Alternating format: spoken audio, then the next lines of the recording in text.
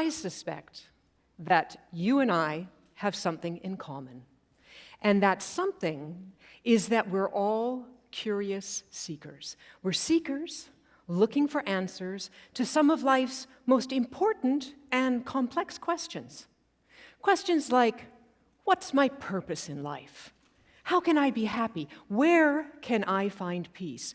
Or maybe, just maybe, there's still lingering doubt around the question, if I do the hokey pokey, will I really turn myself around? What if I told you that the answers to life's questions, whether they're big or small, silly or serious, are in this room? In fact, they're sitting right where you are. Yes, right where you are. My guess is that you will find the answers you seek if you do this. Take a deep breath and let out a sigh. Be still and listen.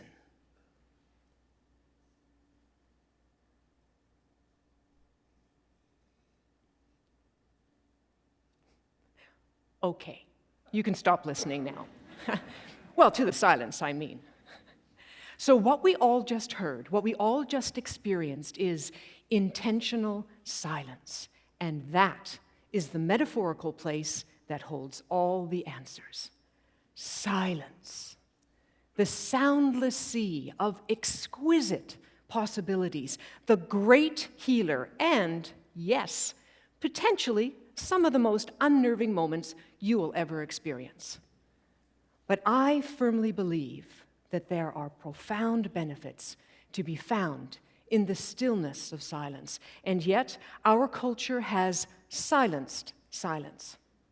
Our ears are jam-packed daily with ever-increasing intrusions of traffic noise and talk radio, podcasts, our emails are bringing, our texts are dinging, our everything's ping, ping, pinging. Let's face it, quietness is hard to come by these days. And what does all this silencing of silence lead to? Well, the biggest culprit here is distraction. Distraction from ourselves, from our inner voices that hold so much wisdom. When I was 4 years old, I distinctly remember sitting on the couch, completely still, my feet barely reaching the edge, and staring at the CBC test pattern on the television with the volume turned down.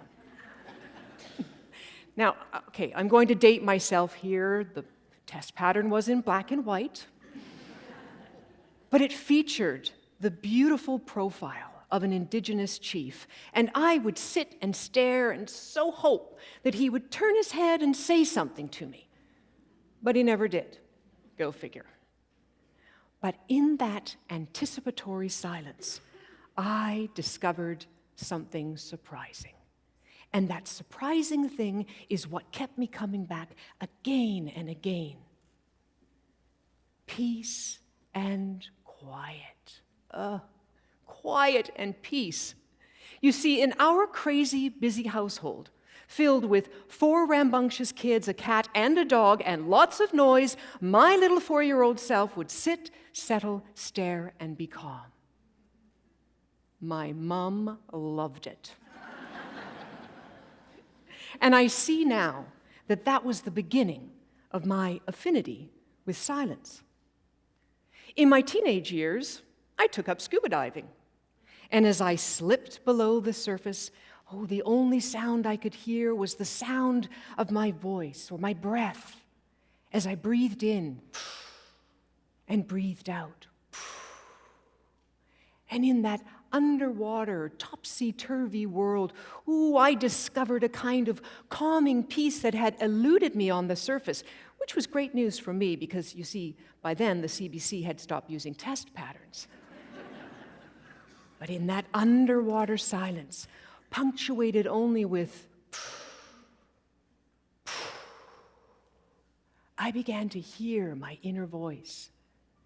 This is peace. This is you. Be still and listen. The 13th century Persian poet Rumi once wrote, "Listen to the silence. It has much to say."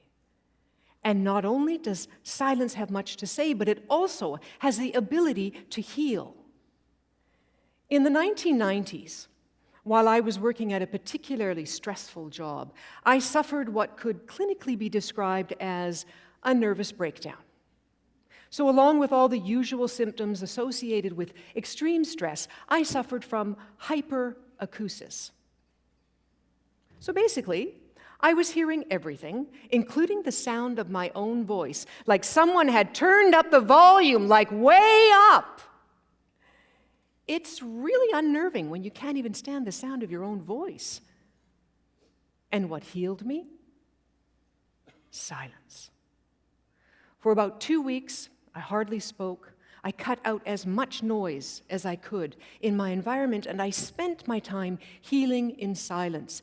Listen to the silence. It has much to say. And what did I hear? Well, I heard my wise and compassionate inner voice, that inner knowing, nudging me on, encouraging me to question the choices that I had made that got me to where I was at that point in time. Silence invited me to go within, to go from autopilot to inner pilot. But it wasn't an easy time for me. No, it was scary. So why are we so afraid of silence? Is it because we're afraid of what we actually might hear, namely our own breathing, our own heartbeat, our thoughts, our emotions, our inner voice? Oh, but what golden treasures can be found in the stillness of silence. It's like what one of my life coaching clients once said, "Silence is where the magic happens." About 2 years ago, I had to make the very painful decision to have our senior cat, Simon, euthanized. After he had experienced a particularly bad seizure, I knew that his time had come. And when the vet arrived at our home, we sat and we talked for a while, and then silence infused the space. And the only sound I heard then was the sound of my own staggered and mournful breathing as I cradled Simon in my arms. So small, so still, so. And after a long period of quiet, I turned and I looked to the vet. I bowed my head in allowance, and without a word, she gently administered the medication that ended his life. And then there was silence. Listen to the silence. It has much to say. And the silence that day was a silence that spoke directly to my heart. It said very clearly, life is precious, life is fleeting, and love is eternal. And so, I continue to be a lover of silence. The ups and downs, the joys and sorrows of my life are punctuated with my silence. It's what the periods in sentences are for. And trust me, periods are way underrated. So you may be afraid of silence, and yet you may be curious about how it might help you or heal you or bring you peace or bring you joy. And if that's the case, all you have to do is simply remember this phrase, sigh, lens. Is when we sigh, we set the intention to let go and let be. And when we think of a lens, we set the intention to turn our attention inwards, to allow the wisdom of silence to enter.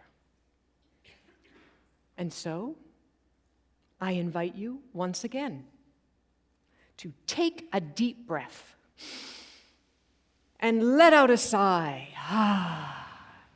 And slowly, intentionally, turn your lens inward. And then listen to the silence. It has much to say. Thank you.